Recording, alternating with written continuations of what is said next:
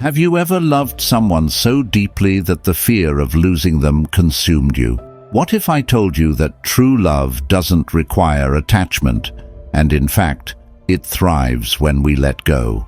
Today, we're diving into the Stoic approach to love, how you can love fully, yet without the pain of attachment. Stoicism teaches us that love is one of the most powerful forces in life, but unlike how it's often portrayed, love shouldn't be about clinging to someone or something. The ancient Stoics, like Marcus Aurelius and Epictetus, believed that true love is free from attachment, because attachment leads to suffering. In this video, we'll explore how to love without attachment, not only deepening your relationships, but also protecting your emotional well-being. Before we dive in, make sure to like this video, hit the subscribe button, and leave a comment below about how Stoicism has helped you in your life. Let's get started. 1. Distinguishing love from possession. In Stoic philosophy, love and possession are seen as two very different things. Love, in its purest form, is about appreciating someone for who they are, without needing to control or own them. Possession, on the other hand, is rooted in the idea of holding on to someone or something for personal satisfaction or security. When we try to possess the people we love, we limit their freedom and tie our happiness to their presence or actions. This often leads to anxiety, jealousy, and fear of loss, because we are clinging to something we cannot fully control. The Stoics, such as Epictetus, emphasized that the only thing we can truly control is ourselves, our thoughts, actions, and emotions. We cannot possess other people or their love, and trying to do so leads to unnecessary suffering. True love, according to Stoicism, is free of this attachment. It means valuing others without expecting them to meet our needs or desires. Love mankind, the Stoics say, but don't cling to them. By distinguishing love from possession, we can love more freely and genuinely, allowing the people in our lives to be who they are without the need to possess or control them. This approach frees us from the fear of losing them and allows us to experience love without the weight of attachment. 2. Self-sufficiency as the foundation for love. Self-sufficiency, according to Stoicism, is the key to loving others without becoming dependent on them. The Stoics believed that we must first be complete within ourselves before we can truly love someone else. This means cultivating inner strength, emotional stability, and a sense of purpose that doesn't rely on another person to fill. When we lack self-sufficiency, we often look to relationships to provide us with happiness, validation, or security. This creates unhealthy dependencies where our emotional well-being is tied to someone else's presence or approval. Realize this, and you will find strength. By being self-sufficient, we can approach relationships from a place of strength and generosity, not neediness. We love others not because we require them to complete us, but because we appreciate them for who they are. This kind of love is resilient and unconditional, as it doesn't depend on the other person for our emotional survival. When we are self-sufficient, we can love without fear, knowing that our inner peace is not dependent on anyone else. Before we go further, if you enjoy enriching contents like this, please remember to click the subscribe button and ring that notification bell so that you won't miss our weekly sharing of wisdom for your personal growth. 3. Love as an extension of virtue. In Stoicism, love is seen as a natural expression of virtue. Virtue, in simple terms, is living in alignment with wisdom, justice, courage, and temperance, the 4 core values of Stoicism. When we love someone, we are not just fulfilling a personal desire or emotional need, but we are expressing these virtues. For example, loving someone with wisdom means seeing them clearly for who they are, without unrealistic expectations. Loving with justice means treating them fairly and with respect as an equal.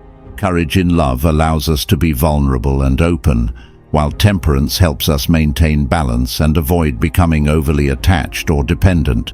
The Stoics believed that living virtuously is the highest good, and since love is a part of life, it too should reflect virtue.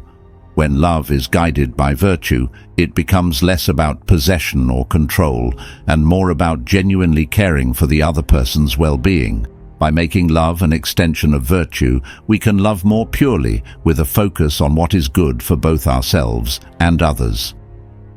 4. Viewing relationships as partnerships in growth. From a Stoic perspective, relationships are best understood as partnerships in growth. Rather than seeing relationships as a source of personal fulfillment or comfort, Stoicism encourages us to view them as opportunities for mutual development and support.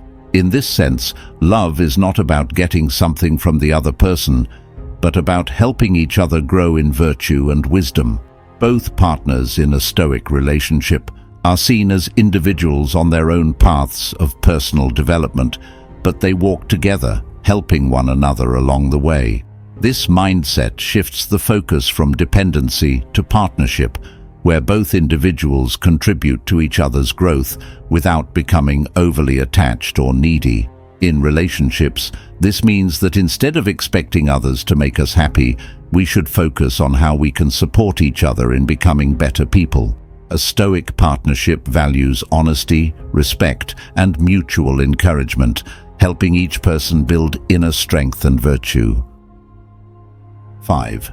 Recognizing external factors beyond your control. One of the core teachings of Stoicism is understanding what we can and cannot control. In relationships, this idea is crucial. Stoicism reminds us that many aspects of love and connection are beyond our control, including the actions, feelings, or decisions of others. This means that while we can choose to love and care for someone, we cannot control how they feel or behave. In a healthy, non-attached love, we accept that we are not in charge of another person's emotions, actions, or even their future. We can love them fully, but we must do so without trying to control them or tie our happiness to their behavior. This acceptance brings peace because we stop fighting against things we cannot change. Recognizing external factors beyond our control helps reduce anxiety, fear, and disappointment. It allows us to focus on the things we can influence, our own actions, thoughts, and emotional responses, without becoming overly attached to outcomes. When we let go of the need to control everything, love becomes freer, more genuine, and less tied to expectations. By following Stoic wisdom, we learn that the key to peace in love lies not in controlling others, but in accepting what we cannot change and focusing on what we can, our own virtues and reactions. 6. Love as a practice of acceptance. Stoicism teaches us that true love is based on acceptance, not idealization or expectations. In relationships, we often have expectations about how people should behave, feel, or treat us, but these expectations can lead to disappointment and suffering when they are not met.